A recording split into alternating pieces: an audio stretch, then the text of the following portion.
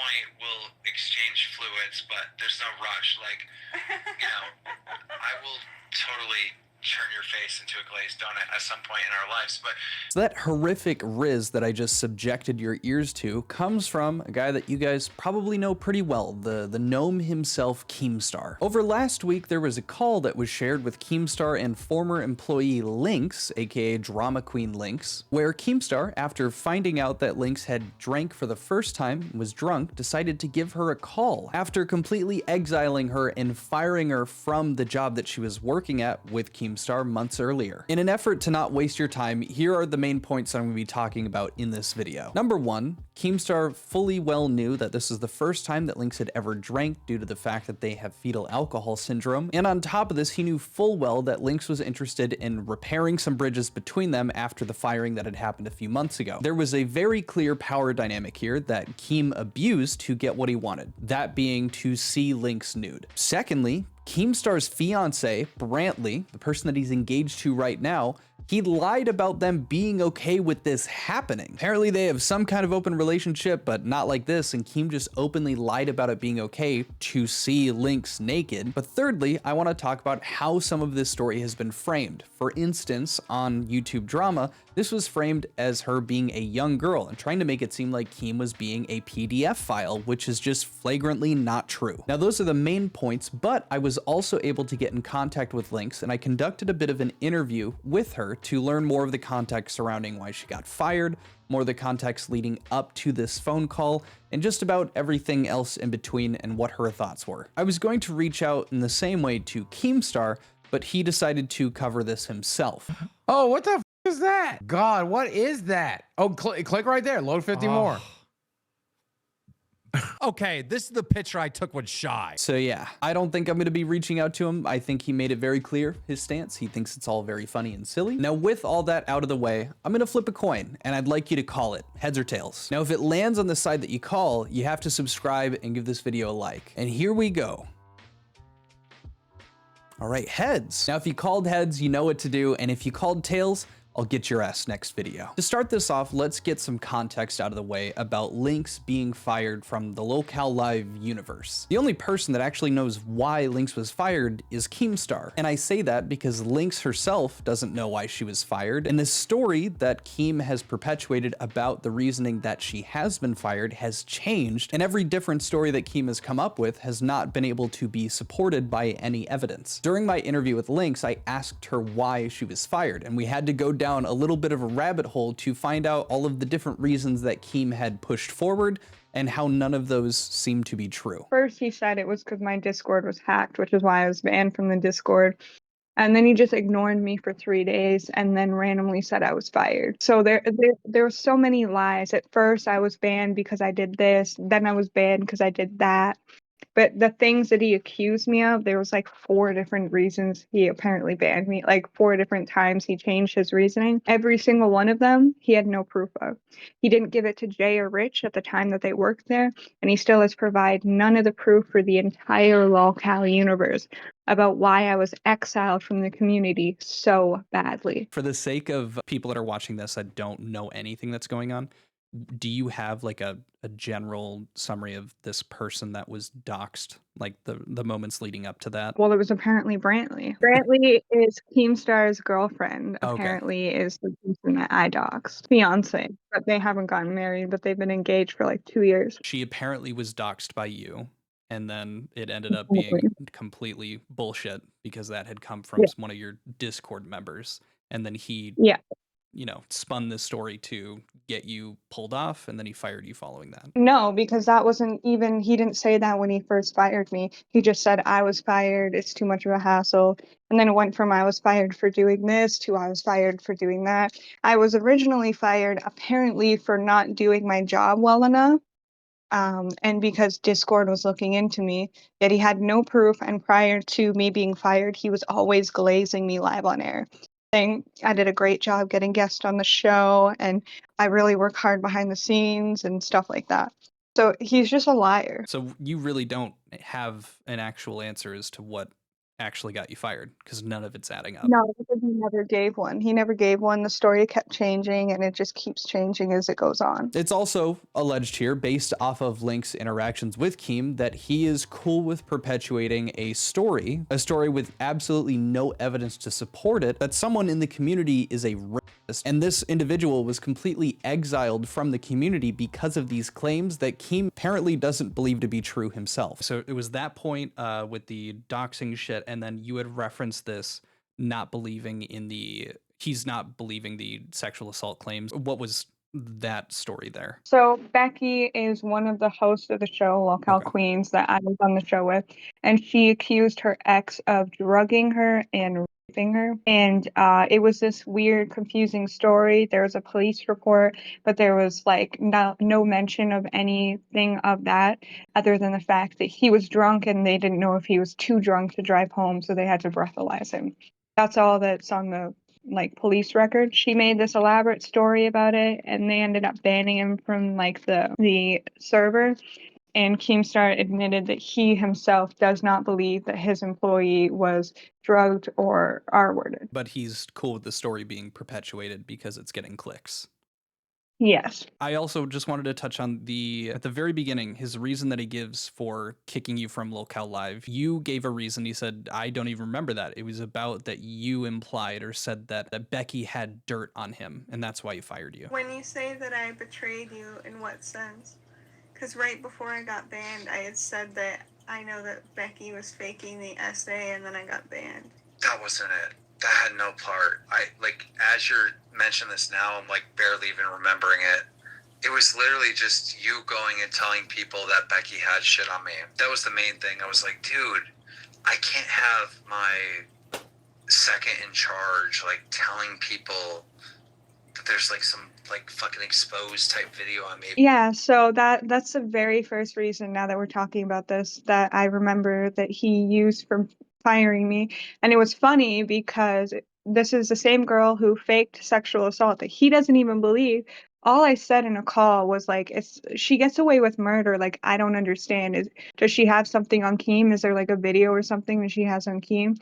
And the whole Discord took that and ran with it, and people said that they had a video of it, and Keem claimed that he had a video of it, but he never once played it and he never once showed it. And then he later on, yeah, he was just saying that.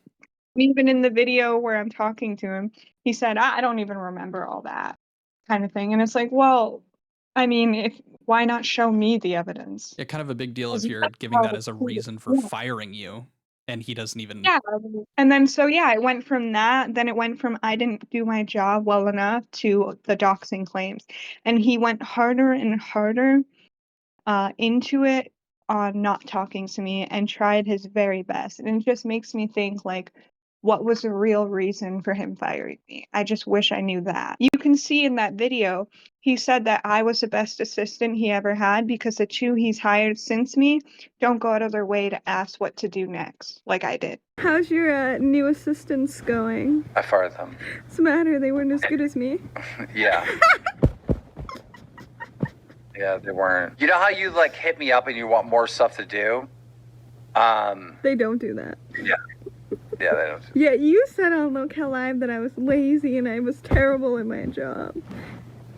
I know how to hurt your feelings. Lynx has made it clear that she's very unsure of why she was fired, but now let's move into what actually happened. So the reason we're even talking about this is because Lynx started a live stream. It was about 3.5 hours. I did my best to comb through most of it, and it was essentially her playing a lot of the key moments from this phone call and this video call that she had with Keemstar, where things get a bit sexual, and she ends up putting on a blonde wig for Keem and getting naked for him because he's asking for it as well. I'm not going to act like this is a one-sided thing. Lynx was also clearly egging him on to do it as well. She points out that her plan was never to actually release this, but because she had talked about it with a former ex of hers who said that he would leak this. If she didn't, she ended up coming forward and showcasing all of this. Now, there is a lot. What you first saw in the intro was Keemstar doing this really terrible riz, and it's just, I don't really need to show you all of that. I'll give you guys a link to this live stream in the description down below. But I mainly wanted to focus on two key points that make what Keemstar did and the fact that he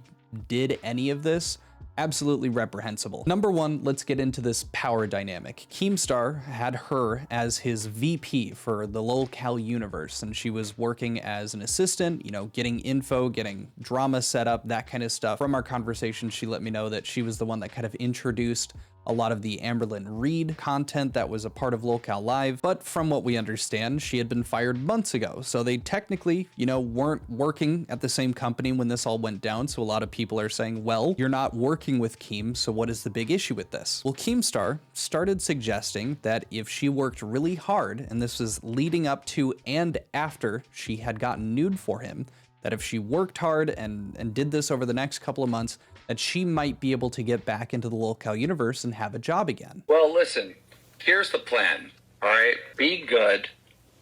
Put out a lot of good, energy to revert all the bad shit that you put out there. It's going to take a while. And sorry, I just wanted to pause for a second. What you're seeing right now is Lynx showing the DMs leading to their phone call, which is where Keem's like, oh shoot, I see that you're actually drunk. And I'm going to pause to show you guys what I'm talking about in a sec here. Once he finds out that she's drunk for the first time, then he immediately goes for, let's have a phone call, because he also is aware that Lynx has never drank before because of her condition with the fetal alcohol syndrome. This is something that was important to her to maintain sobriety. But after dealing with some really terrible stuff, her nudes being leaked, she ended up breaking that sobriety, and this is what Keem capitalized on. I'm listening. And then find your way back with good graces, you know? And here is that exact DM that I was talking about. Keem says, bitch, you drunk? And she responded back, I would have made it content. Maybe what if I was, And he says, no way for real. She says, I've been going through a really rough time lately, so I just wanted to try it. And immediately he responds back, fuck, let's get on a call. No wonder you're offering proof, lol. So not only is he just immediately like, oh, let's get on a phone call, you're drunk, but then he goes, it makes sense why you're being so open and why you're saying that you're willing to prove all of this stuff about the leaks and whatnot. But you heard all this stuff, you know, oh, if you work hard, you'll be able to get back in the good graces and get back into the Lolcal universe. But on top of that, I just wanted to showcase some of Keem being incredibly manipulative and like really going hard in this kind of love bombing stuff at the beginning of their phone call leading into when she ends up getting naked for him. That just really paints the exact thing that I'm talking about. Like, I really, really liked you. Like, friend level and like teetering past friendship. Like, I was like, she is the girl. I can mold her into being like a superstar. And then you betrayed me, and I was like, but I given her like everything. Like I gave her my assistant. I told her she's Keemstar number 2. Like, I've given her the keys to the key. I made her the VP of the fucking company. Like, I've given her everything, and she's still betraying me, and I can't trust her, and it hurt. Like, when I banned you and I had to kick you from the community, it hurt me. But I had to. I just know better. I'm too old. I got too much knowledge of like the shit and how things go wrong. Like, it truly pained me to kick you out. Just all of this, you know, gosh, you were the one. I liked you. Even liked you a bit more than a friend. While they were working together is what he's referencing, which again is falling into that weird power dynamic. Now, he didn't act on it while they were there. Outside of what Lynx had told me is that they had done some flirting here and there. But like I said, him talking about molding her, how she was Keemstar 2 and just like saying all of these good things. And then to follow that up with, if you work really hard, might get back into the Lolcal universe. If we start working together again or whatever, I'm gonna need a ride or die bitch, right? Like, I'm gonna need the fucking drink the Keemstar Kool-Aid bitch. Like, you know what I mean? That can never, ever, ever. And yeah, I might call you privately and be a fucking dick or whatever, because that's just like who I am, right? All that leading into her putting a blonde wig on and getting naked for Keem just really doesn't sit well with me. It really feels like using this power dynamic that he has with her and knowing that she would at the very least love to mend bridges that were burned for a very very unclear reason, and he used that to get what he wanted. And she herself is not saying that it was just alcohol that led her decisions here. So we're not trying to paint a picture that she was just not able to make decisions for herself because of how drunk she was.